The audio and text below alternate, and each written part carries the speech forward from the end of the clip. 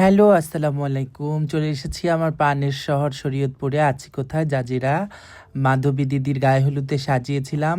চলে এসেছি বিয়েতে সাজাতে। তো দুপুরের লাঞ্চ আর গ্রামের বিয়েতে তো দুপুরেই খাবার দিয়ে দেয়। আর মাধবী দি হিন্দু ব্রাইড।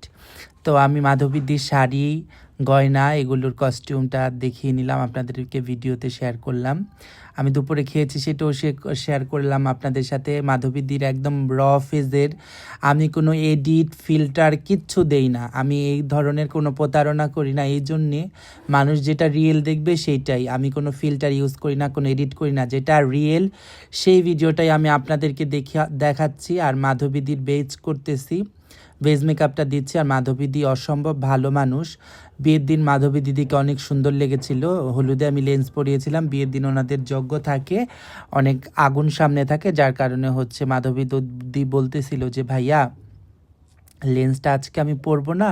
আর আমি তো আসলে লেন্স পরেও অভ্যস্ত না। সো তারপরে দেখতে পাচ্ছেন আমি চোখ সাজানোর জন্য রেডি করছি, আইটা কমপ্লিট করতেছি। আর হিন্দু ব্রাইট যদি চোখে কাজল না দিই তাহলে কি ভালো লাগে? আমি মাঝখানে চুলটা বেঁধে নিয়েছি, মাধবীর দিকে আলপনা করলাম, লিপস্টিক দিচ্ছি, শাড়ি পরিয়েছি হাফ।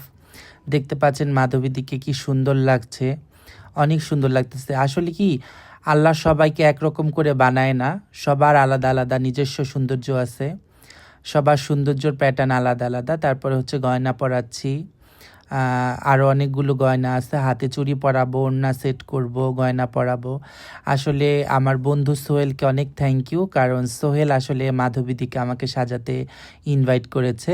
আর মাধবী দিদি হচ্ছে জাজিরা শিল্পকলার গানের টিচার ছিল। দিদির ব্যবহার যে এত ভালো, আর দিদি এত ভালো মানুষ। আর সবচেয়ে বড় কথা, শরীয়তপুরের মানুষ বলতেই ভালো আমার কাছে, কারণ এটা আমার দেশ, আমার এলাকা।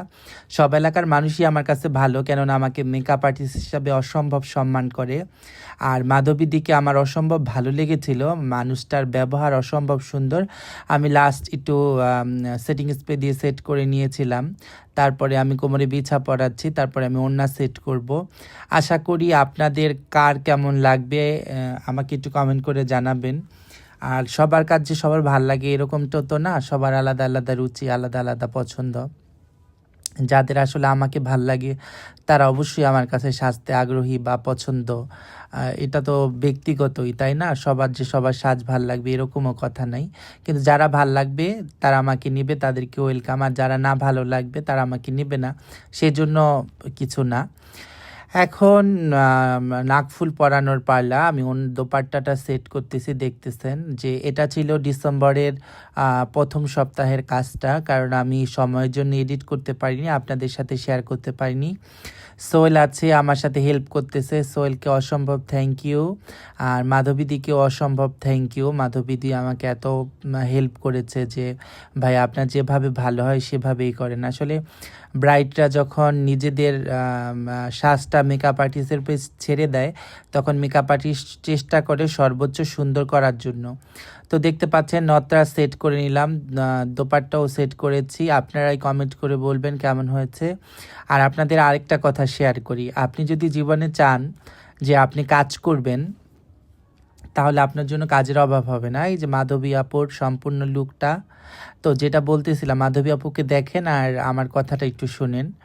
আপনি যদি চান যে জীবনে আপনি কাজ করতে চান, তাহলে আপনার কখনোই কাজের অভাব হবে না। যদি না আপনার কাজের প্রতি সৎ, ডেডিকেশন, সব কিছু সম্পূর্ণ মিল থাকে, তাহলে আপনার জন্য কাজের কোনো অভাব হবে না। আপনার জন্য আল্লাহ কাজ রেডি করেই রাখবে যদি না আপনি কাজ করতে চান। আর প্রত্যেকটা মানুষের উচিত কাজ করা। আর আমি মানুষের কাজ করাটা অনেক বেশি পছন্দ করি। কাজ করলে টাকা আসে, এর বাইরেও কাজ করলে আপনার টাইম স্পেন্ড হবে ভালো, আপনার সময়টা কাটবে ভালো।